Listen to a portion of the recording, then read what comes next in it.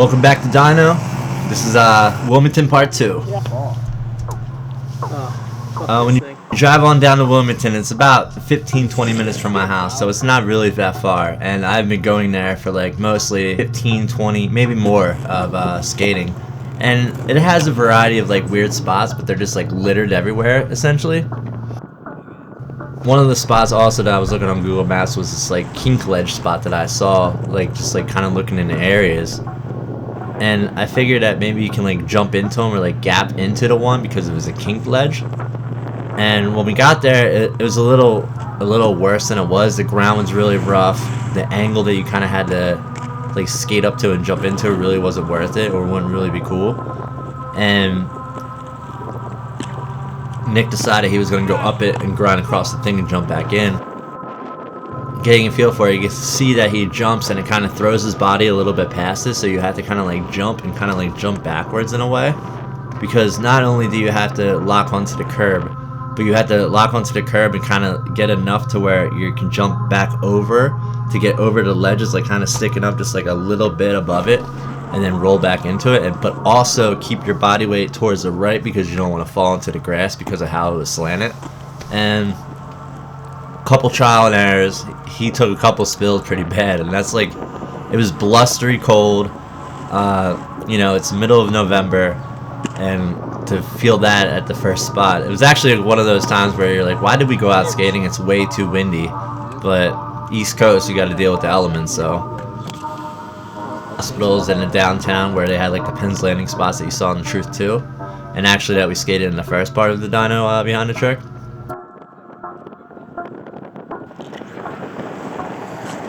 What do you think about this ground here? That's why you need 8 wheels. Ground's perfect. If you got 8 wheels, no problem. I'm ready. Are you ready? Jim of all people is like, you know what? I can do this. Right before it, there was of course a crack. He skated onto the sidewalk, and there was cracks everywhere. And then when he decided to like put his weight more onto it, he just died. He just fucking died. And he has a bad hip already, so he's been out. Why he wasn't in most of this video? He had a fucking destroyed hip. He had like a injection into the side of it to try to get it back, so he wasn't able to skate for pretty much the entire video. And then to see him do this and then fall on his hip again, it stunk. I'm not gonna lie, it stunk. Gravity's a real thing. Oh, fuck this thing. That hurt so bad. How was the fall? The more and more you go there, it seems like you always get just caught into one part of the city. And I decided to look on the Google Maps to see if I could find something else in the other parts of Wilmington that we really don't go into. And as you can see here, I found a little spot that was just on the maps. Like you just kind of like zoom in, and then I see this street where it has like a bunch of down ledges, and you know, they look stupid. It turned out that they were kind of cool. That random ass thing is there. I've never seen. I mean, it's definitely been waxed and been skated before by whatever obstacle. Might have even been rollerbladers, but I haven't personally seen them. Nobody else went to skate it with me. And then it was also like a gym kind of like basketball thing going on, so people were coming in and out. So I was like, you know, and I kind of like tweaked my knee and my ankle, like even trying this, because I didn't do a trick yet the entire day. So yeah, I tweaked my knee on this stupid trick, and that's why it's so whack. But it is what it is.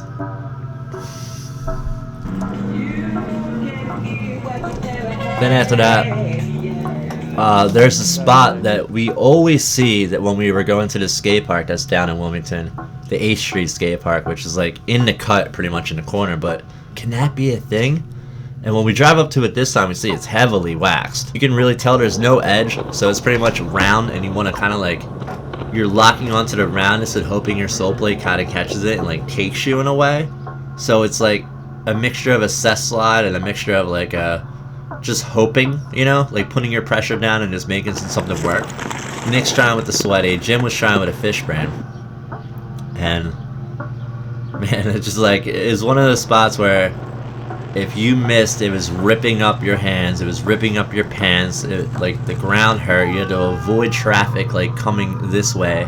There's people staring at you, there's people honking at you while they're going by, and it's just like an over and over of like, you know, coming up, trying to hit this thing, missing, skating back 60 feet, coming back, coming up, missing, or grinding, then falling to your side, and just like, the over and over and over of some of these things. And, you know, to throw down a sweaty on this is like, it was pretty buck. And he did a couple good ones where he took one where he went in, and I showed 2 different ones actually in the video where he takes one to fake, he kind of in, and I show one where he takes it to where he's grinding like literally on his pants. Like, you can see that boot, his leg is on there, and he was dialed into that sweaty. And then he just kept messing around with it, where he had the idea he was going to try to do 0 spin off of the launch into the street, but he couldn't really figure out the correct like approach slash you would need to kind of like carve and cut, and so he just continued to play with that while Jim tried his trick. Jim didn't get it,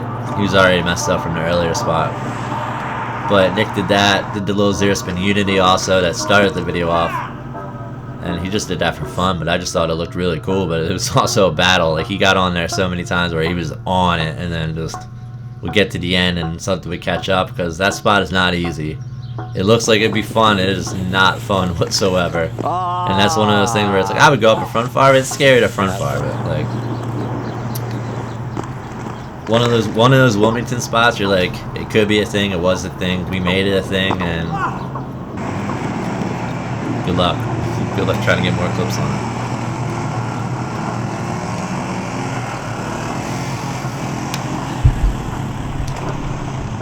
I really want to showcase some stuff from behind the trick, where it shows more than just our tricks and our landing stuff. It shows like what we go through finding the spots, and actually I would have wished I filmed more of it. I didn't know I was going to be doing this before like making the video. For DynoVfr, I won't be going very much in depth with like the spots, how bad they are, like footage of the cracks of the spots, the people. I know people like the people, so they'll definitely be back. Every trick has a story. Every skate session really is really instilled in your memory for the most part. And I know there's sessions that people have had around their times during videos that videographers especially should be really proud of what they make, and they have something more to say than just like, here's my footage, watch it. For this video, we just like looked on Google Maps, we drove to the middle of nowhere for the most part, and just hoped the spot was there and hoped that we can get something worthwhile. And 2 years we took to film this, and it was one of my best projects for sure. I'm very happy with how it came out. I'll try to top it with DynoVfr, we'll see, but we just started filming for that now, so be on the lookout for updates on DynoVfr. So if you enjoyed DynoVfr, please give it a watch, please give this a like and subscribe, and if you enjoyed this, please stay tuned, there is more. So from myself, from Nick, thank you very much from everybody for watching this series. Till next time.